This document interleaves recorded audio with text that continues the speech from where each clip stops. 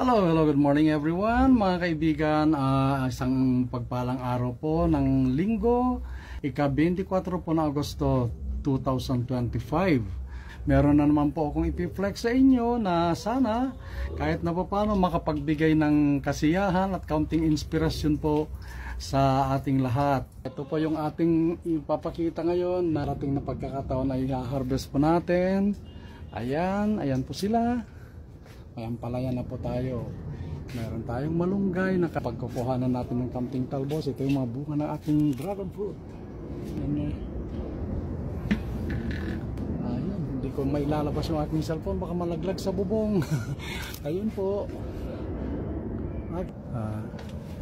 Ayan po sila. Ayan. Yung side ng ano naman po, kapitbahay dito. Ito. Ayan, maraming bunga ngayon at nakakasiguro na tayo na sa mga darating na marami ho tayong mapipitas. Ayan po sila. Ayan. Kita nyo po. Itong ating kalamansi. Marami ng hinog. Maliliit ho ito. Hindi naman ho talaga malalaking malalaki. Pero makatas po itong kalamansing ito dahil maninipis po yung balat. At may mais na po tayo. Ayan, yan. Kita. Okay, pero ito ang matindi. Ito. Marami po tayo niyan. Ngayon, ayan, sa isang puno, tingnan niyo po yung bunga. Doon, sa loob. Maya-maya lamang po i-harvest po natin itong mga ito kasi hindi ho magtatagal ito.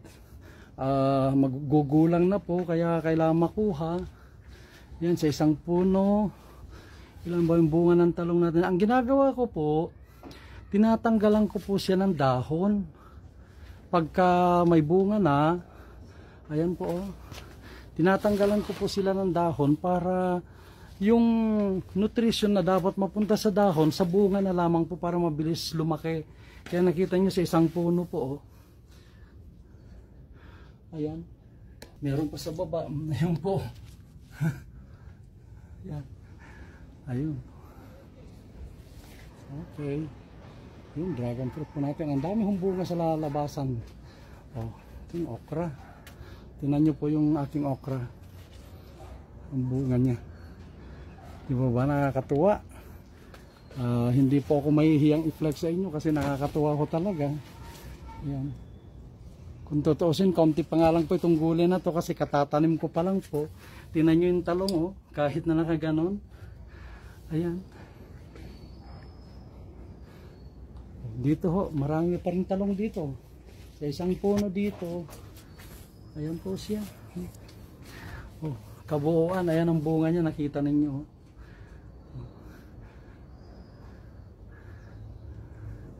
Ayun. Ito yung okra na nung malakas ang ulan pinutol ko. So ito nag-umusbong na siya ulit. Pinutol ko na po, inunahan ko ng putulin kasi nakita ko medyo naglantay yung dahon. Ibig sabihin mamamatay yun. So inagapan ko na pong putulin hanggang puno. So ito siya ngayon. Mais po ito. Naku, itong lemon. Ito yung lemon. Sira na ko yung isa. Kasi nga hindi nakukuha. Ano po itong lemon na to? Hindi po ito yung malalaking masasabi. Kundi native. Ang palaya pa rin po tayo dito. May malunggay pa rin. Ayan. Pinutol ko po itong mga malunggay. Ito pa rin yung mga kalamansi natin. Sa banda rito. Ayan, mga dragon fruit pa rin na bunga dyan. Ayan, kita nyo po. Marami ho itong dragon fruit ngayon. Kung kailan pinutulan ko ng sanga, dumami naman po yung bunga niya. Okay, and then ito yung kalamansi. Ang ibig kong sabihin nga po, hindi man masasabing pang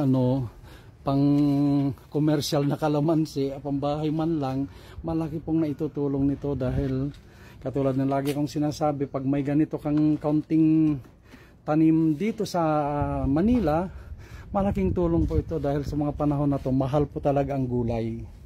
Dadagdagan ko po ito bago po kasi magandang magtanim pag malamig na yung panahon ng bare months. Magandang bare months kaya may mga naitanim na po akong iba.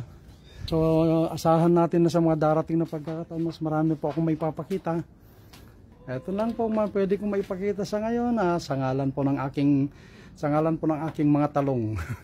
Ito po ulit ang inyong Manong Tour. Maraming salamat po sa inyong panonood. Patnubayan po tayo ng poong may kapal at lagi po tayo nagdadasal. God bless and see you again next time. Bye!